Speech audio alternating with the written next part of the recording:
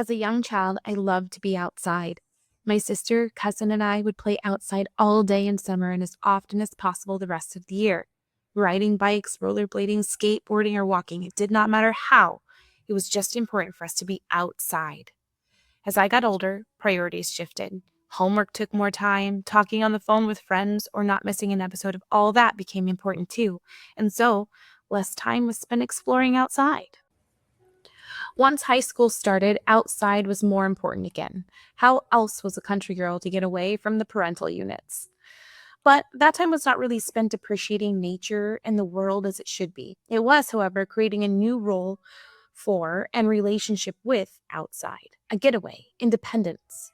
College took nature and outside again, in practice anyway, as I did not physically spend time outside, though I learned so much from my classrooms about everything. Adulthood brought responsibilities and misguided priorities. Things seemed important, which were not, and work took precedence, then cleaning.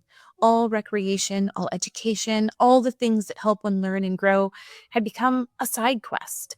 Outside had become something seemingly not important, not vital to being human.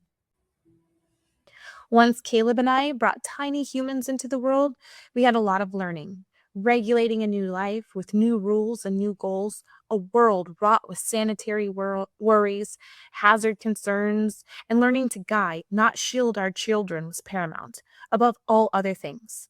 Finally, with time, we realized the tiny humans are not as fragile as they were at birth, quite robust actually, and they needed to learn about outside too. I knew getting outside was important and told the kids of all the places I wanted them to see. They were told stories, we got gear, compasses for all, and prepared mentally for hiking and working hard for the best rewards. But we still could not seem to find the time to go outside. Don't get me wrong, we played outside in our yard and at the park, but not out in nature, away from the cities. One evening in May, Caleb put on a show for Gold and Greed, The Search for Forrest Fenn's Treasure, a documentary style limited series about people who spent many years searching for a treasure that a man hid, then gave clues and directions in a book through personal anecdotes and a poem. Here's the kicker. The series basically ended on a cliffhanger, and this avid reader was hooked, dangled over the edge with the end of the series. I need the end of that story, and the craziest part, I want to be part of the ending.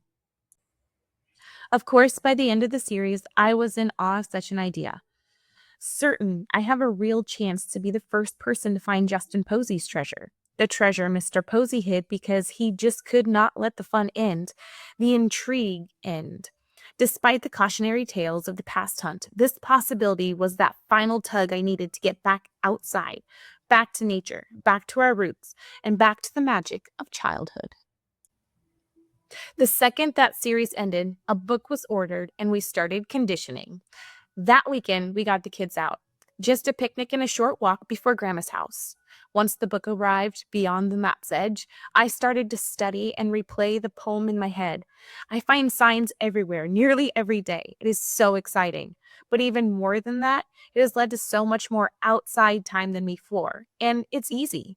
The kids love it, love exploring, and love learning. They even humor my constant treasure hunt clues findings, even though they obviously have not led to Justin Posey's treasure yet. Caleb and I even went on an impromptu treasure excursion. It was absolutely an adventure I never want to forget. I foresee many more in the future. Not to mention the children have expressed their desires to see certain places not so close to home. The Grand Canyon, for instance. Realistically, I've already found treasure, and it has absolutely changed our lives and our future. While I still intend to be the first to find Justin Posey's treasure, I know, in the meantime, I have so many adventures to share with my family. We have histories, geology, flora and fauna, legends and myths to learn. So thank you, Mr. Posey, if you happen upon this, for creating some magic in a world where it seemed hidden, trapped in a whisper on a small tuft of dandelion fluff, floating on a memory from a little brown-eyed girl growing up in a small town. It is time. Go outside and play.